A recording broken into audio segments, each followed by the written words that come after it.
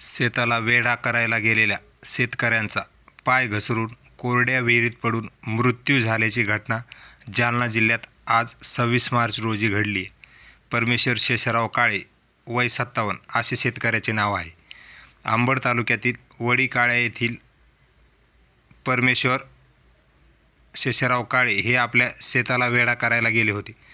तेथे त्यांनी महिनाभरापूर्वी विहीरही खोदलेली आहे। या विहिरीजवळ ते गेले असता अचानक त्यांचा पाय घसरला व ते विहिरीत पडले। ते सकाळपासूनच घरी परत न आल्यामुळे त्यांचा मुलगा शेषनारायण काळे याने त्यांचा शोध घेतला, परंतु ते मिळून आले नाही।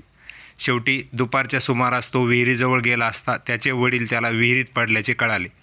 त्यांना वर काढून डॉक्टरांकडे नेले असता त्यांचा मृत्यू झाल्याची माहिती मिळाली।